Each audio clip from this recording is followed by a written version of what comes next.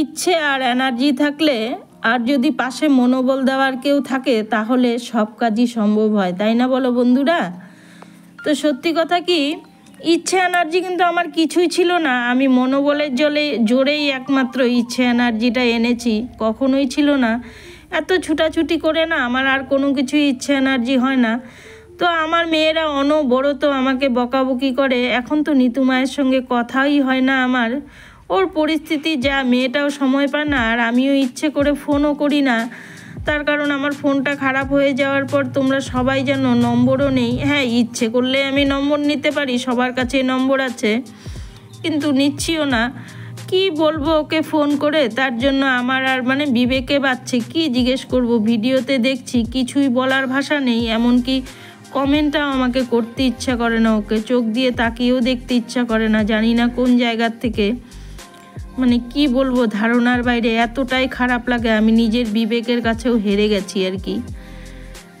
তো যেটা বললাম বন্ধুরা, ইচ্ছে এনার্জি তখনই হয় মনোবলটা যদি পাওয়া যায়। তো মনোবল পেয়েছি আমি আমার মেয়েদের কাছ থেকে।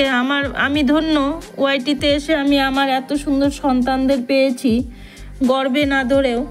তো এই ভিডিওর ব্যাপারে কিন্তু আঙ্গুল দিয়ে দিয়ে আমাকে সব সময় উমা মা বলো, নিতু মা বলো, রেহানা মেয়ে বলো, সবাই, প্রত্যেকে, রেখা মা বলো, প্রত্যেকে আমাকে এত সুন্দর করে সব শিখিয়ে দিচ্ছে বা দেয়। আর এখন তো কি বলবো তোমাকে, ভিডিও নিয়ে সব সময় উমা মা আমাকে বকাবকি করে, মা ভিডিও এভাবে করো, এটা করো, ওটা করো। এর আগের দিন তো আমাকে বলেছে, মা এটা ডাউনলোড করো, ওটা করো। তো আমি বলছি আমি পারবো না, আমার দ্বারাই হবে না। বলে কেন হবে না? হবে মা, তুমি শুধু বলো হবে না, তুমি মনের জোর নাও, আমরা তো আছি, আমরা বলে দেবো, তোমার ধৈর্য নেই, ধৈর্য রাখো। তো এত দৌড়াদৌড়ি করে না, এটা সত্যি কথা, ধৈর্যটাও হারিয়ে ফেলেছি। তো বন্ধুরা দেখো, এখানে এক বিরল দৃশ্যটা কি দেখতে পাচ্ছ? কলা গাছটা দেখো ঠাই দাঁড়িয়ে আছে, মাথার ওপর দেখো কোনো ফল নেই। তো এটার কিন্তু পেট ফেটে কলাটা বেরিয়েছে। তো তোমরা কে কে এইরকম দেখেছো? আমার কাছে একদম আজগুবি লেগেছে, তাই তোমাদের সঙ্গে একটু শেয়ার করে দিলাম। তোমরা জানিও তো কে কে দেখেছো, এরকম কখনো দেখেছো কি না। তো একটা বিশেষ কাজ করতে বেরিয়ে গেছি, তোমরা দেখতে থাকো ভিডিওটা। তো যেটা বললাম, মনোবল না থাকলে হয় না। ও মামা প্রতিনিয়ত আমাকে বকাবকি করে আর লাউড স্পিকার দিয়ে আমাকে বলে, মা তুমি এখানে যাও, ওখানে যাও, এটা করো, ওটা করো, করে করে একটু শিখছি আর কি। আর আমার রেহানা মেয়ের কথা কি বলবো, রেহানা মেয়ে তো রীতিমতো স্ক্রিনশট কল করে বাচ্চাদেরকে, যেরকম ছোট বাচ্চাদেরকে লিখায় না অ আ, তো আমাকে কিন্তু ওভাবে শিখিয়ে দিচ্ছে। এই মেয়েরা না থাকলে আমি কিছুই করতে পারতাম না। তো একটুখানি অল্প একটু কিছু এনেছি, তো আমার মেয়েদের জন্যই, সেটা মেয়েদের অবলম্বনেই। তো বন্ধুরা তোমরা বলো কেমন হচ্ছে। তো আমি কিন্তু একটুখানি অভিমান করেছি তোমাদের সবার উপরে, যারা আমার কাছের মনের বন্ধু, যাদেরকে অন্তরে গেঁথে রেখেছি, সবাই আমার অন্তরে, সবাই খুব ভালো। তো একটা ভিডিওতে তো এত নাম বলা যায় না, তাই না বলো বন্ধুরা? তো আমি গতকালের ভিডিওটাতে কিন্তু বলেছিলাম যে একটা নতুন কিছু এনেছি, তোমরাই বলো। তো কেউ কিন্তু বলোনি, তো আমার মেয়েরাই কিন্তু আমাকে বলেছে, মা তুমি কি এনেছো। তো সেটাও কিন্তু আজকে আমি বলবো না তোমাদেরকে কি এনেছি। আজকেও প্রশ্নটা আমি তোমাদের দিকেই ছুড়ে দিলাম, তোমরাই বলো আমি নতুন কি এনেছি। তো যতটুকু এনেছি, যাই এনেছি, জানি পারফেক্ট হয়নি, ভালো হয়নি, চেষ্টা চালিয়ে যাচ্ছি। ওই যে বললাম, মেয়েদের মনোবল পেয়ে। তো দেখা যাক কি হয়, কতটুক হয়, কোনোদিনও কিছু ভালো করে করতে পারি কি না। তো মেয়েরা যদি এভাবে পাশে থাকে নিশ্চয়ই পারবো, জানি থাকবে মেয়েরা সবসময়। আমি যদি বলি পারবো না, ওই যে বললাম, শুধু বকাবকি করে, পারবেন কেন, পারবেন না। ও মামা বলে, পারবে মা, তুমি শুধু এনার্জি লেস করো কেন, একদম এনার্জি লেস করো না, তুমি পারবে।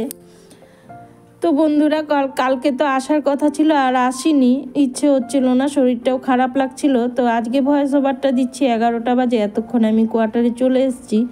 আজকে সকাল 7টার সময় আমি কোয়ার্টারে এসেছি। তো এটা বালক ব্রহ্মচারী আর কি, আমার মেয়ে সন্ধ্যা দিচ্ছিল। তো এসবি ব্লগে সুমনা বোন আছে, সেও বালক ব্রহ্মচারীর শিষ্য। তো সুমনা বোন, তোমার জন্য বলে দিলাম রাম ও নারায়ণ রাম। আর আমার শ্বশুরবাড়ি, আমার বাপের বাড়িও বালক ব্রহ্মচারীর শিষ্য, আর আমার শ্বশুরবাড়ি হলো জয়রাম। তো দেখো সন্ধেবেলা একা একা কি করব, আমি চলে গিয়েছিলাম আমার জায়ের সঙ্গে একটু গল্প করতে। তো পরে কিন্তু সন্ধে টন্ধে দিয়ে আমার মেয়েও এসেছিল, বসে গল্প টল্প করে তারপরে মেয়ের বাড়িতেই চলে এসেছি। এসে খাওয়া দাওয়া করে ওখানে ঘুমিয়ে আমি সকালবেলা কিন্তু আবার বাড়ি চলে এসেছি। তো মেয়েরা এইভাবেই মনোবল দিচ্ছে।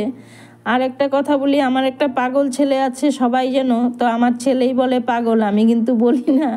সব সময় দেখবে আমাকে কমেন্টে লেখে, এই তো মা তোমার পাগল ছেলে চলে এসছে। তো বাংলা ভাষা টু আরবি সে আমার ছেলে হয় জানো। তো ছেলেটা বড্ড অভিমানী। এর আগের ব্লগে আমি বলেছিলাম, আমাকে সবাই বলেছে তোমাদের কাছে চলে যেতে প্রত্যেকে, তো অনেক কটা নামও বলেছি, তার নাম বলিনি বলে সে খুব অভিমান করেছে। সেও কিন্তু আমাকে বলেছিল, মা তুমি বাবাকে নিয়ে আমার কাছে চলে আসো, চিরজীবন দেখে রাখবো আর তোমাকে খাওয়াবো, একদম ভালো করে রাখবো, একদম কোনো কিছুর অভাব বুঝতে দেব না। তো তার নামটা বলিনি বলে সে বড্ড অভিমান করেছে। তো আজকে তার নামটা বলে দিলাম।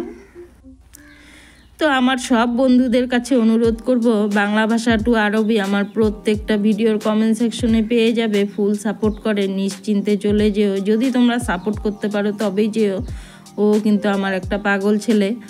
তো এই যে বাবু সোনা, আজকে তোমার নাম আমি বলে দিলাম, একদম দুঃখ পেও না। তোমার মার বয়স হয়ে গেছে জানো, অনেক সময় ভুলে যাই, তো দুঃখ পেও না। শোনো, সন্তানদের জায়গা না সব সময় মায়ের বুকের ভিতর থাকে, তোমরা সব সময় আমার বুকের ভিতর বিরাজ করছো, একদম অভিমান করো না। তোমাদেরকে আমি খুব খুব ভালোবাসি, আমার প্রিন্স ছেলেকেও আমি খুব ভালোবাসি অন্তর থেকে। একদিনের জন্য ওকে ভুলতে পারি না, সব সময় মনে পড়ে, কিন্তু কি করব, সেই ছেলেটাও আমার বড্ড ব্যস্ত হয়ে উঠেছে। তো এখন অনেক দিন যাবতই ওর সঙ্গে সেই রকম কোনো যোগাযোগ হচ্ছে না। তো যাই হোক, এই যে মেয়ের বাড়ির থেকে দেখো বেরিয়ে যাচ্ছি, বেরিয়ে এবার বাড়িতে এসে খাওয়া দাওয়া করে তারপরে পরের দিন সকালবেলা চলে আসব।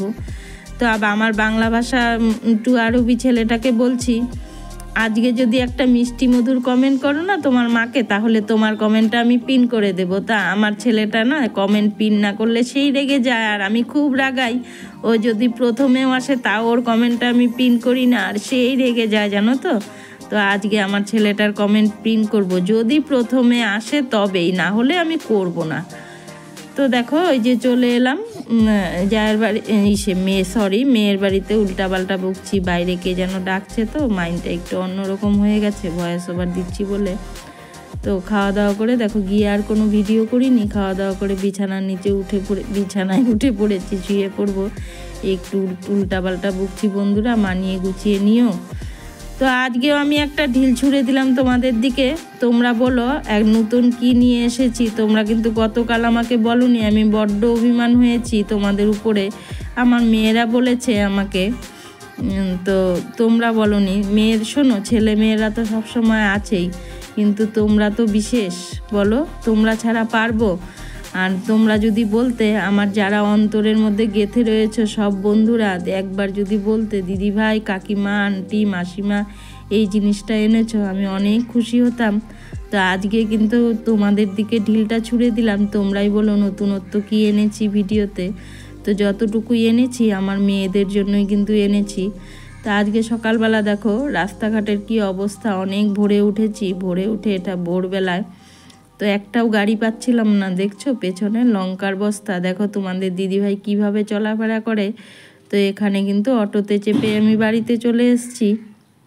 এসে কাজকর্ম রান্নাবান্না সবটাই আমার হয়ে গেছে। তো আজকে দুটো চ্যানেলের নাম বলবো, অর্পিতা সন্তোষ ব্লগ আর শিল্পী কিচেন। তোমরা এই দুটো চ্যানেলে চলে যেও, একদম ফুল সাপোর্ট পাবে। ওরা কিন্তু ফুল সাপোর্ট করে, খুব ভালো। আর ভিডিওগুলো দেখবে, খুব সুন্দর ভিডিও বানায় ওরা, একদম যাকে বলে নিট অ্যান্ড ক্লিন, মনোমুগ্ধকর ভিডিও। তো বন্ধুরা আজকের ভিডিওটা আর বেশি বড় করব না, সবাই ভালো থেকো, সবাই সুস্থ থেকো। দেখা হচ্ছে দ্বিতীয় দিন দ্বিতীয় কোনো ব্লগে। তো এই দুটো চ্যানেলে তোমরা চলে যেও, ফুল সাপোর্ট পাবে।